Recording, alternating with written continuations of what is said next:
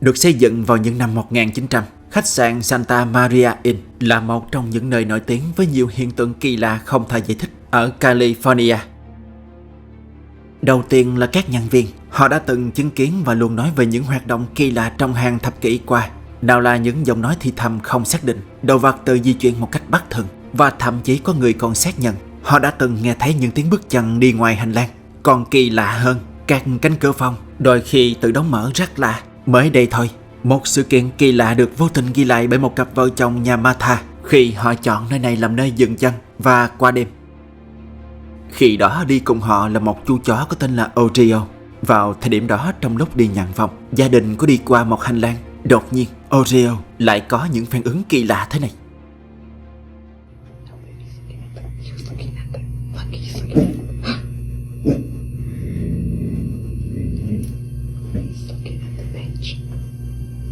Oreo's freaking out, guys. There's somebody sitting there. He doesn't want to go by it.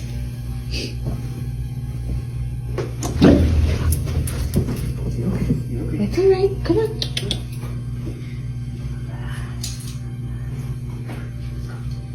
Come on, Oreo.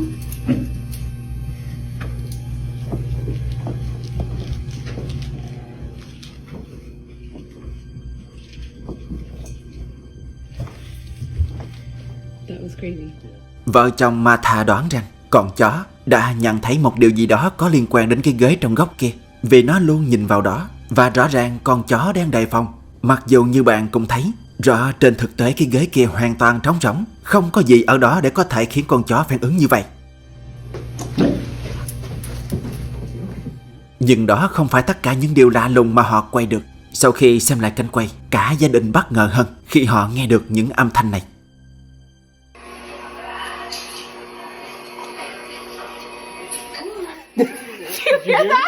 What did he say? Khoảnh khắc Oreo như phát điên lùi nhanh về phía sau, đã có một giọng nói lạ như đang thì thầm được nghe thấy trong video.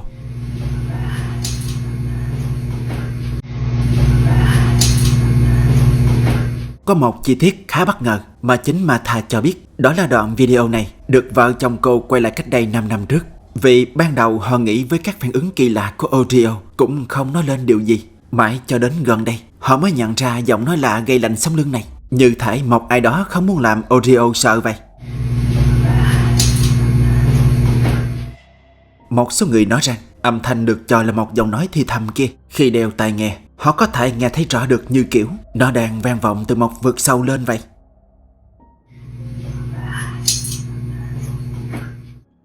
Một số người nghĩ rằng với những công trình lâu đời như khách sạn Santa Maria Inn, khi có chuyện lạ xảy ra thì không có gì đáng ngạc nhiên cả. Vậy với họ, những nơi như vậy thường ẩn chứa những điều mà không phải ai cũng có thể cảm nhận được. Ví dụ điển hình nhất là ở đoạn video này, những phản ứng rõ ràng của Oreo. Và cả giọng nói nghe có vẻ không mơ hồ này. Tuy nhiên, không phải ai cũng có cùng suy nghĩ tương tự. Với một số người thì loài chó vốn nhạy cảm với mùi hương. Riêng với một số giống thông minh, chúng sẽ cảnh giác hơn khi đến một nơi xa lạ, như trường hợp của vợ chồng Martha. Riêng giọng nói lạ, họ đoán nó được thêm vào sau hậu kỳ. Nhưng còn bạn nghĩ sao?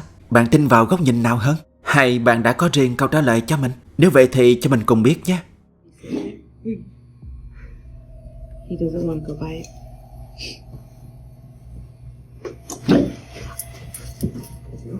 That's all right. Come on.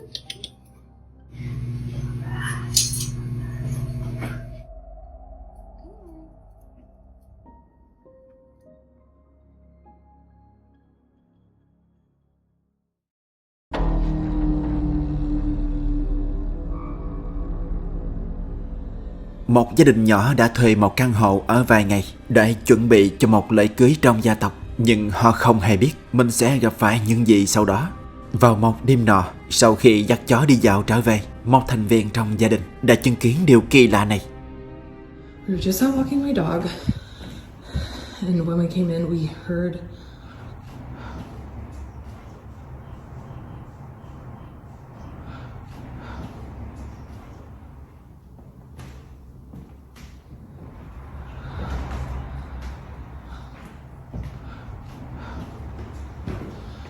Jesus Christ.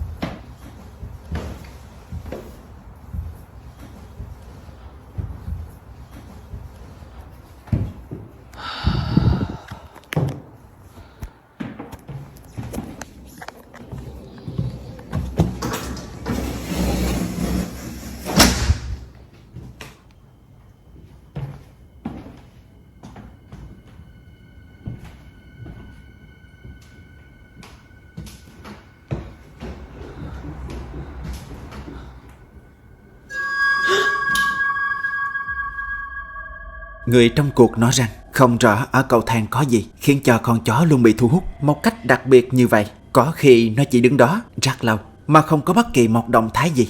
Điều khiến cô và mọi người trong gia đình lo ngại nhất là khoảnh khắc này. Không hiểu vì sao sợi dây xích trên cổ con chó lại có thể tự bay lên cao theo cách như vậy. Điều đó là vô căn cứ, phản logic.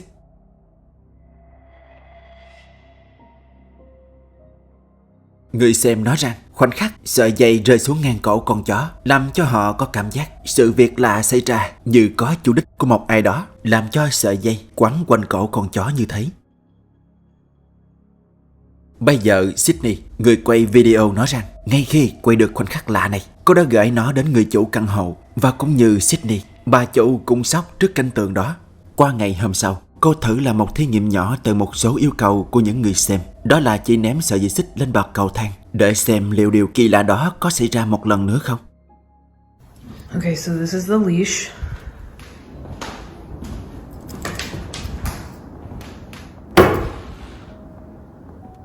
If this moves, I'm literally going to run.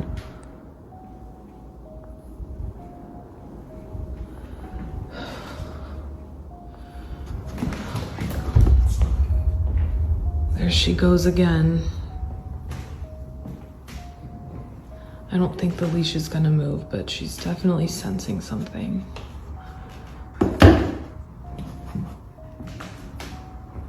Every single day. Điều cô mong chờ thì không xảy ra. Điều xảy ra lại khiến cô bất ngờ. Một lần nữa con chó không ai gọi, nhưng nó lại chạy lên cầu thang và như kiểu đang đánh hơi tìm kiếm một thứ gì đó. Mặc dù thực tế cầu thang không có gì. Thậm chí Sydney đã chủ động kiểm tra tấm thảm để xem có thứ gì bên dưới làm con chó chú ý hay không, nhưng vẫn không thấy gì. Một ngày khác, con chó nó lại tìm đến cầu thang và đứng ở đó rất lâu. Nhìn thấy vậy, Sydney đã dùng điện thoại ghi lại. So I wanted to show you guys some footage of my dog with these stairs. Again, she's been doing this ever since we got here, every single day. It's usually at different times, so it'll be pretty sporadic on when she does this. Like, she's just standing here, kind of sniffing around, just very, very focused and very, like, something is definitely making her, like, very interested. Like, she just seems so like locked in on these stairs. It was super weird. So here's another clip that I got of her doing it. This is when I had seen her like walk over to the stairs, and then I was in the living room watching TV, and there she is again, just back at it, just sniffing around, kind of standing there. And she was so locked into the stairs this time around. It was so spooky, guys. Like, honestly, I literally at this point, I was like, I need to ask this landlord, like, what is going on? Nếu tinh ý, bạn sẽ nhận ra một chi tiết rất nhỏ, nhưng cũng rất lạ. Đó là con chó luôn dừng lại đứng giữa cầu thang. Trong các cảnh quay của Sydney, nó chưa bao giờ đứng trên đầu hoặc dưới chân cầu thang. Và cũng chính điều đó vô tình làm cô gái phát hiện ra chi tiết này. Okay, so I think I figured out why my dog just is always hanging out right here. So I just found a door back here. So I don't think that it's what's on the stairs. I think it's something that's underneath. So I tried to check, but the door is locked. Obviously it's an Airbnb, so they lock a lot of the doors up, but so yeah, I don't think that it's what's on the stairs like what I initially thought. I think it's what's below. Mơ hồ đoán rằng có điều gì đó bên trong căn phòng kính kia, nên vào một ngày khác, Sydney và em gái đã quyết định tìm hiểu về căn phòng ấy. Nhưng có lẽ mọi chuyện diễn ra không mấy tốt đẹp cho lắm. So this is the switch. You guys can see their light is on right there.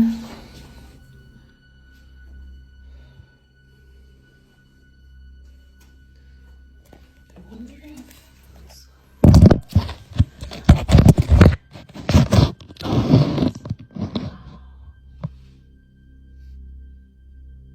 Just, maybe there's something.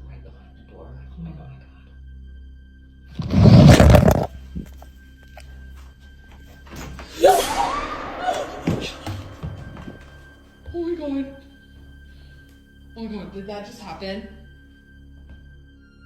Vì cánh cửa đã bị khóa nên Sydney chỉ có thể tìm hiểu bằng cách bật camera điện thoại lên và đặt nó qua khe hở bên dưới cánh cửa. Đến khi cô gái rút điện thoại về, đột nhiên cánh cửa rung lên, như thể có ai đó phía sau đã tác động vào cái tay nắm cửa. Mặc dù trước đó camera điện thoại không bắt được điều gì sau cánh cửa cả. Sự việc xảy ra bất ngờ khiến hai chị em hoảng sợ hét lớn. Và ngay khi sự việc đó xảy ra, Sydney đã gọi ngay cho bà chủ để xác nhận lại bên trong ngôi nhà này, ngoài gia đình cô còn ai khác đã thuê và sống ở đây nữa hay không. Sent the video to the landlord of the Airbnb asking like, hey, is there someone else renting it out as well as us or what? Because no, you guys are the only ones that are in the Airbnb right now, like booked out for the weeks. Sau khi được người chủ xác nhận chỉ có gia đình mình ở đây, Sydney đã sâu chuỗi các sự kiện lại và tạm kết luận rằng bên trong ngôi nhà này có điều gì đó bất thường hiện diễn. Và điều này với cô còn tốt hơn là có kẻ đột nhập vào nhà.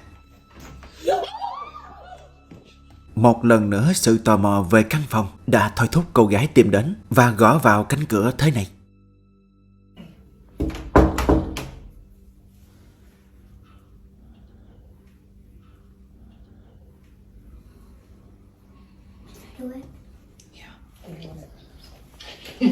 Scary.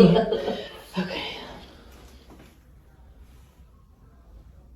Okay, every time we've knocked before, this doorknob would turn a little bit.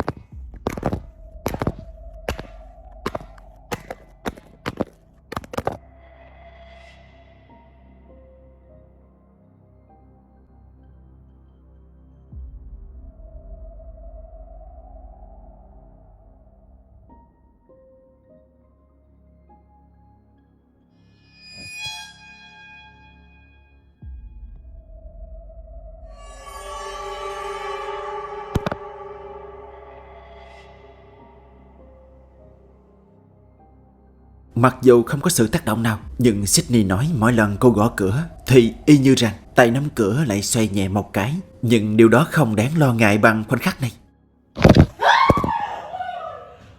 Vì muốn biết chính xác thứ gì đang ở bên kia tác động vào cái tay nắm cửa, nên sau mỗi lần gõ, Sydney đã đẩy điện thoại vào bên trong như vậy. Và lần đầu thì không sao, đến lần cuối cùng thì đột nhiên điện thoại bị kéo mạnh trượt ra khỏi tay Sydney, rơi thẳng xuống bậc cầu thang, dẫn xuống một tầng hầm.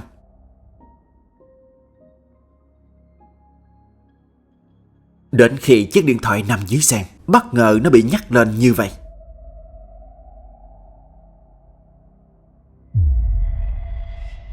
Và trong suốt quá trình chiếc điện thoại bị kéo vào trong, nó hoàn toàn không bắt được điều gì hay thứ gì. Một cái bóng lạ cũng không. Sydney cho biết rằng chiếc điện thoại mà cô sử dụng để ghi hình là của em gái mình. Nên ngay khi sự việc xảy ra, cô đã dùng điện thoại cá nhân gọi ngay cho người chủ căn hộ và yêu cầu họ mở cánh cửa ra để lấy điện thoại lại cho em gái. Nhưng chỉ có điều, sau khi xem lại cảnh quay, gia đình Sydney và người chủ đều không thể giải thích được những hiện tượng đã xảy ra với chiếc điện thoại và cả hiện tượng xảy ra với con chó. Vậy còn bạn thì sao? Bạn có nghĩ những gì đã xảy ra có liên quan chặt chẽ với những thứ không thuộc về thế giới hiện thực không? Hay tất cả chỉ là một trò gian dựng tinh vi? Bạn nghĩ sao?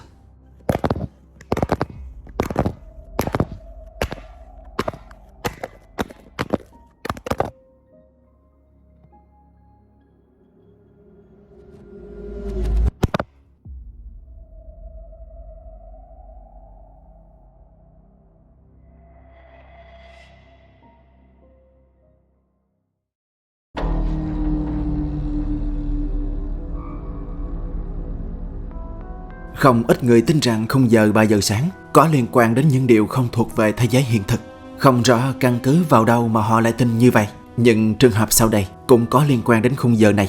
Được biết, cảnh quay an ninh sau đây được chia sẻ bởi một người phụ nữ Philippines có tên là Jinli. Cô cho biết vào một đêm gần sáng giữa tháng 10 vừa qua, trong lúc ngồi đọc sách như vậy, đã có điều gì đó xảy ra với mình. Và tất cả đã được chiếc camera an ninh trong phòng khách ghi lại thế này. Xem nha.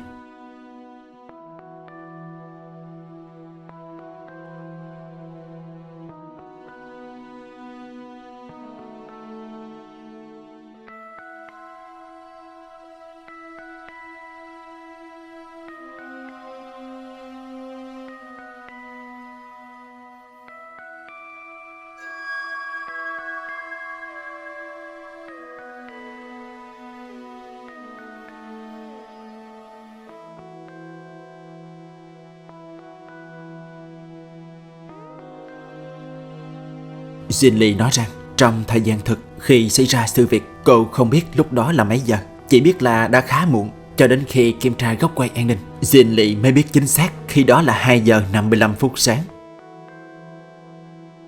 Lúc bấy giờ đang bị thu hút vào câu chuyện trong sách thì bất ngờ ngay bên tay phải cô đã nghe và cảm nhận rất rõ có một luồng gió mạnh, đặc biệt nó khá ấm, đã thổi trực tiếp vào tai khiến cô giật mình như vậy. Nhưng đó chưa phải là điều kỳ lạ duy nhất mà chiếc camera quay được. Không lâu sau khi Jinli đứng lên đi ra khỏi ghế, điều kỳ lạ này xảy ra.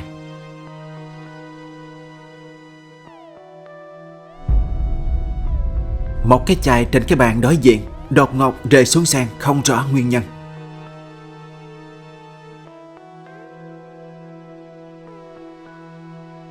Hiện tại riêng video này đã thu hút hơn 2 triệu lượt xem và nó cũng tạo ra nhiều cuộc tranh luận, nên Jinli đã quyết định chia sẻ thêm một video khác để có thể làm rõ những vấn đề mà các người xem vẫn đang bàn luận. So just to give you an overview, hindi ako matatakotin whether that's maligno or an entity that's good or bad or whatnot. I really don't know kung sino sila, ano sila. But it was really my first time to encounter that kind of thing. And a lot of you are asking if I was reading a Bible that time. No. I was actually reading this. I'm a fan of anything that is ancient. Namali ako doon. It was not a whisper, but it was just a breathing. And yung hininga na ganon, yung ganito yung tunog niya yung. Cô cho biết quyển sách cô đọc khi đó không phải là kinh thánh mà nhiều người vẫn đang lầm tưởng. Đó chính xác là một cuốn sách yêu thích của cô về lịch sử cổ đại. Và trong lúc ngồi đọc như thế, bất ngờ cô cảm nhận rõ có một luồng gió ấm giống như hơi thở của một ai đó đang áp sát tai mình. Đó chính là lý do khiến cô giật mình. Với một số người thì cho rằng những gì xảy ra với Jinli rất có thể do tâm lý, đang ở một mình, nên dễ tạo ra cảm giác lạ tương tự như trường hợp của cô mà thôi. Và cũng không loại trừ khả năng toàn bộ sự việc trên đã được dàn xếp tinh vi. Tuy nhiên, để khẳng định chắc chắn thì chưa ai dám tuyên bố. Nhưng từ góc nhìn của bạn thì sao?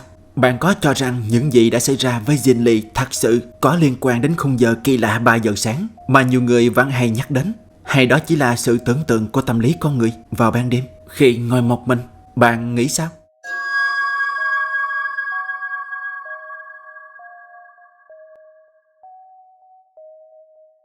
Nếu bạn thấy những phân tích này hữu ích, ngay trên màn hình bên trái là playlist với những video cùng chủ đề. Hãy chọn vào đó để khám phá tiếp. Và đừng quên đăng ký kênh, bật chuông để không bỏ lỡ video mới mỗi tuần. Chúng ta sẽ gặp lại nhau ở video tiếp theo với nhiều dữ liệu kỳ lạ và đáng phân tích hơn nữa.